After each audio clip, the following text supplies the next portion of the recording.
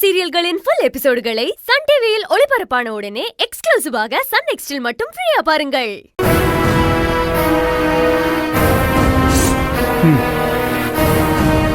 Aunty, இந்த பரிகாரம் ஒன்னும் ரொம்ப கஷ்டமான பரிகாரம் இல்ல, ரொம்ப ரொம்ப ஈஸியான பரிகாரம் தான். இத தியாவால செய்ய முடியாம போனதுனால இந்த கல்யாணத்தை நம்ம நடத்த வேண்டான்னு தான் எனக்கும் தோணுது.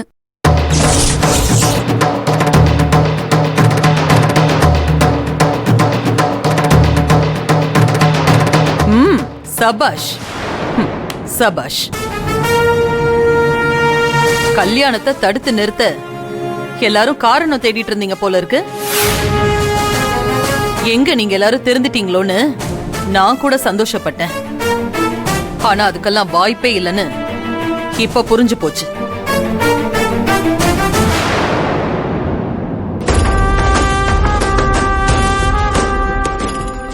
ஐயோ அண்ணி, அப்படிலாம் எதுவும் இல்ல அண்ணி. தியா அந்த வீட்டுக்கு மருமகளா வரதுல எங்களுக்கு எந்த வருத்தமும் இல்ல. தியா ரொம்ப நல்ல பொண்ணு, நம்ம செழியனுக்கு ஏத்த பொண்ணு. இந்த வீட்டுக்கு மருமகளா வர எல்லா தகுதியும் இருக்கிறவ தியா தான். அதுல எந்த மாற்று கருத்தும் இல்ல. தியாவோட எனக்கு எந்த விதமான தாழ்ப்புணர்ச்சியும் இல்ல. நாங்க ஒத்துமையா சந்தோஷமா தான் இருக்கோம். அது தியாவுக்கும் ஐஸ்வர்யா அக்காக்கும் நல்லாவே தெரியும். ஆனா தியாவால சரியான நேரத்துல இந்த விளக்கை ஏத்த முடியலன்னு யோசிக்கும் போது எனக்கு இன்னும் வருத்தமா தான் இருக்கா நீ. தியா இந்த வீட்டுக்கு மருமகளா வரக்கூடிய பிராத்தம் இல்லைன்னு நினைக்கும் போது எங்களுக்கும் தான் மனசுக்கு ரொம்ப கஷ்டமா இருக்கு.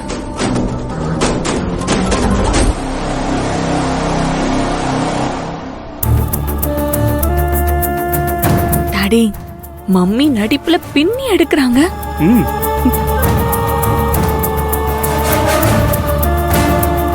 அண்ணி, தயவு செஞ்சு நீங்க எங்களை தப்பா நினைச்சு பேசாதீங்க. அதை எங்களால தாங்கிக்கவே முடியல. அக்கா, தயவு செஞ்சு சொல்றேன், பிராப்தம் இல்லாம கல்யாணத்தை பண்ணி வச்சா அவங்க எப்படி சந்தோஷமா வாழ முடியும்? அதெல்லாம் கொஞ்சம் யோசிச்சு பாருங்க. நீங்க யாரோ மாதிரி நினைச்சு பேசுறது மனசுக்கு ரொம்ப கஷ்டமா இருக்குக்கா. நான் உங்களை எதிர்த்து பேசுறேன்னு தயவு செஞ்சு தப்பா நினைக்க வேண்டாம். நான் என் உரிமையை பேசலன்னா அது செழியனோட வாழ்க்கைக்கு தான் பிரச்சனையா இருக்கும். தாய்க்கு அப்புறம் தாய் மாமா உறவு தான் பெருசு. நான் செழியனோட வாழ்க்கை நல்லா இருக்கணும் தான்க்கா பேசுறேன்.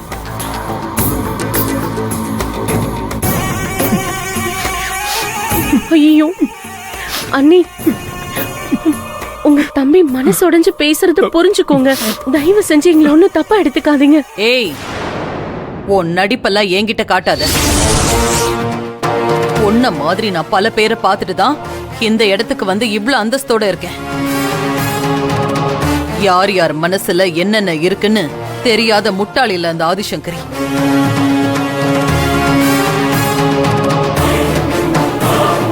எல்லாம் தெரிஞ்சுதான் நம்மள விட்டா யாரு இருக்காங்கன்னு உங்களெல்லாம் இங்க விட்டு வச்சிருக்கேன்.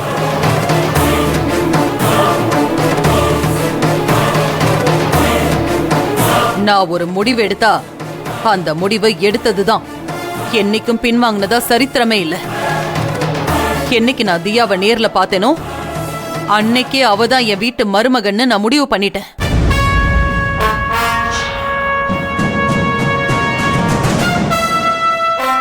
அதுக்கு எத்தனை தடைகள் வந்தாலும் சரி, அந்த தடைகளை எல்லாம் தாண்டி ஜெயிச்சு நான் நினைச்ச மாதிரி இந்த கல்யாணத்தை நடத்தி காட்டுவேன்.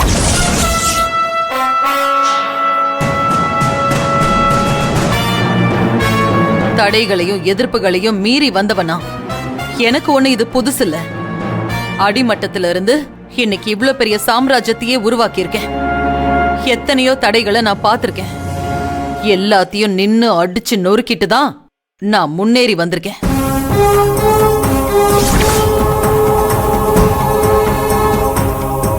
ஒரு நல்லது நடக்குதுன்னா நிறைய தடைகள் வரத்தான் செய்யும். அதுக்காக பின்வாங்கினா வாழ்க்கையில முன்னேறி போக முடியாது.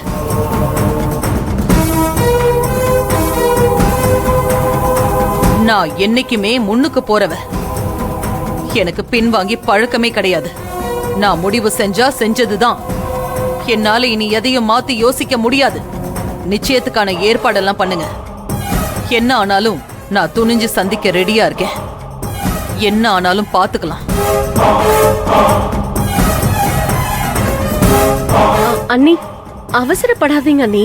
நான் சொல்றத கொஞ்சம் நிதானமா கேளுங்க. செழிய வேண்டுதல சிறப்பா செஞ்சு முடிச்சாச்சு. ஆனா தியாவால அதை சிறப்பா செஞ்சு முடிக்க முடியல. அது ஏன்னு கொஞ்சம் யோசிச்சு பாருங்க. நான் இவ்ளோ தூரம் பேசினதுக்கு அப்புறமும் இந்த கல்யாணத்தை ஏதாவது ஒரு காரணம் சொல்லி நிறுத்தணும்னு இல்ல, யாராவது முயற்சி பண்ணீங்க, இந்த ஆதிசங்கரியோட கோவத்துக்கு ஆளாக வேண்டி வரும்.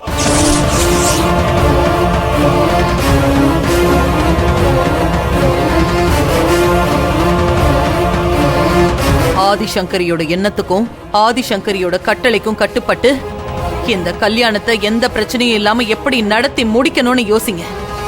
அதை விட்டுட்டு கல்யாணத்தை எப்படி நிறுத்தலான்னு யோசிக்காதீங்க. யோசிச்சீங்கன்னா விளைவுகள் ரொம்ப மோசமா இருக்கும்.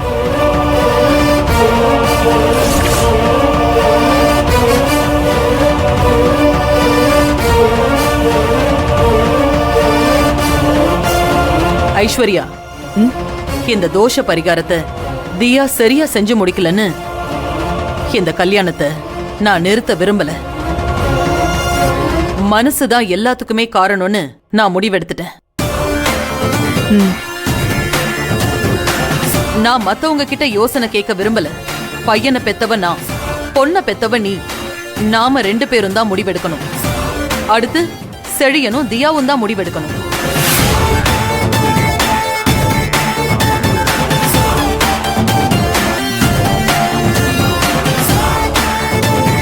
செழியன் என் பேச்ச மீற மாட்டான். நான் சொன்னா அதை அப்படியே ஏத்துப்பான். அந்த நம்பிக்கை எனக்கு இருக்கு. அதனால நான் இப்பவும் சொல்றேன், செழியன், நான், என் கணவர் தியாவை இந்த வீட்டு மருமகளா ஏத்துக்க தயாரா இருக்கும். நீயும் தியாவும் என்ன சொல்றீங்க?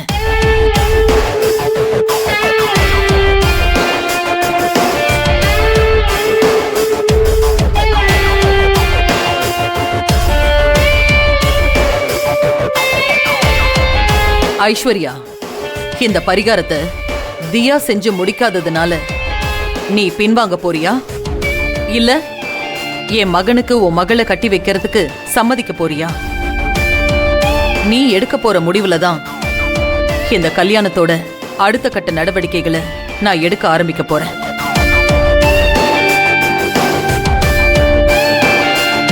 என் மேலையும் என் மக தியா மேலையும் நீ இவ்வளவு நம்பிக்கையும் பாசமும் வச்சிருக்கும் போது உன் நம்பிக்கையும் பாசத்தையும் நான் எப்படி உடைப்பேன்?